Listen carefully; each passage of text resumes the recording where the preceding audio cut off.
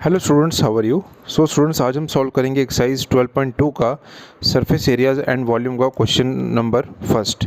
Previous जो exercise है वो ऑलरेडी मैं सॉल्व कर चुका हूँ अपने चैनल पे। अगर आपने अभी तक उसके वीडियोस नहीं देखे तो kindly go through those videos also. और एक एक क्वेश्चन को मैंने डिटेल तरीके से आपको समझाया है। तो सबसे पहले हम एक्सरसाइज 12.2 का क्वेश्चन नंबर 1 को हम सॉल्व करेंगे। पहले क्वेश्चन को हम गो थ्रू कर लेते हैं।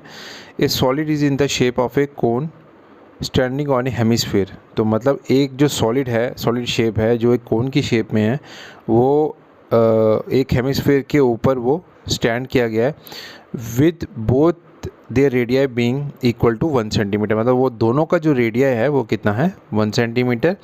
And the height of the cone is equals to its radius. जो हाइट ऑफ द कोन है, ठीक है, वो किसके इक्वलेंट होगी, टू इट्स रेडियस के बराबर होगी। ठीक है, तो इसका मतलब जो आपकी जो रेडियस है और जो आपकी हाइट ऑफ कोन है वो दोनों आपकी सेम है। Find the volume of the solid in terms of pi. तो हमें सॉलिड का वॉल्यूम फाइंड आउट करना है और पाई की वैल्यू को पाई को ही लेके चलना है। 22/7 3.14 नहीं लेके चलना है, पाई को पाई ही कंसिडर करके चलना है पूरे इसके सोल्यूशन के अंदर। ठीक है, तो हम सबसे पहले इसकी डायग्राम बनाते हैं। डायग्राम अगर हमने बना ली तो और वो अगर आपको समझ में आ गई तो इसका मतलब पूरा क्वेश्चन आपके लिए इजी हो जाएगा उसको समझना। तो सबसे पहले हम इसको सॉल्व करेंगे और इसकी डायग्राम को ड्रॉ करेंगे। ओके, तो स्क्रीन पे मैं थोड़ा सा एडजस्टमेंट कर लेता हूँ। तो सबसे पहले तो मैं एक हेमिस्फीयर बनाऊँगा यहाँ पर।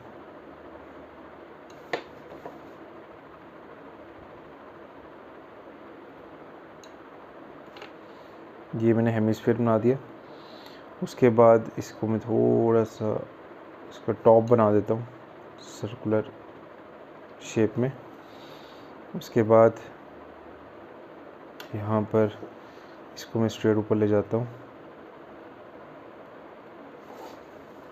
उन पॉइंट्स को जॉइन कर लेता हूँ ताकि कोन की शेप भी बन जाए ऊपर। अब ये देख पा रहे हैं यहाँ पर ये। तो ये आपका हेमिस्फीयर आ गया, ये आपका कोन आ गया। ठीक है, और जो रेडियस है वो दोनों का सेम है, कॉमन है, ओवरलैप कर रहे हैं ये दोनों। ये देखिए कोन भी और ये हेमिस्फीयर, ये दोनों यहाँ पर ओवरलैप कर रहे हैं इस सर्कल के ऊपर। तो दोनों का रेडियस सेम है। और जो कोन की हाइट है वो कह रहा था उसके रेडियस के बराबर है। तो रेडियस आपका कितना था, आर कितना था आपका, इसका जो आर निकल के आ रहा था वो 1 था आपका। ठीक है, तो 1 सेंटीमीटर, तो वही आपकी हाइट भी रहेगी 1 सेंटीमीटर। रेडियस अगर आपका, ये मैं आर लिख लेता हूँ यहाँ पर, आर इक्वल्स टू 1 सेंटीमीटर। तो इसको मैं हाइट ले लेता हूँ, एच ले लेता हूँ। तो हाइट भी कितनी आ रहेगी आपकी, 1 सेंटीमीटर। ओके, उसके बाद इसको अब हम सॉल्व करेंगे। मैं यहाँ पे एक्सरसाइज नंबर मेंशन कर देता हूँ। एक्सरसाइज नंबर ये है आपका 12.2। ठीक है, 10th math, question number first. Okay, तो यहाँ पे जो जो चीज़ें गिवन है वो मैं लिख लेता हूँ। Radius of cone equals to क्या आ जाएगा आपका, रेडियस ऑफ हेमिस्फीयर। ओके, और वो किसके बराबर है, 1 सेंटीमीटर के। तो इसका मतलब आर कितना है आपका, 1 सेंटीमीटर। हाइट ऑफ कोन वो भी सेम रहेगी, एच ले लेता हूँ, कितना है, 1 centimetre as per the diagram. अब आपका आ जाएगा volume, volume of solid. Volume of solid, दो वॉल्यूम्स को ऐड अप करना पड़ेगा, एक कोन का और एक हेमिस्फीयर का। Volume of cone plus volume of hemisphere. ठीक है, volume of cone plus volume of hemisphere. अब याद रखिएगा वॉल्यूम ऑफ जो कोन है वो किसके इक्वलेंट होगा, 1/3 पाई आर स्क्वेयर एच, ठीक है। Volume plus volume of hemisphere किसके बराबर होगा, ये वो फॉर्मूला आप याद भी कर सकते हो, इसको याद करना पड़ेगा आपको, 2/3 पाई आर क्यूब।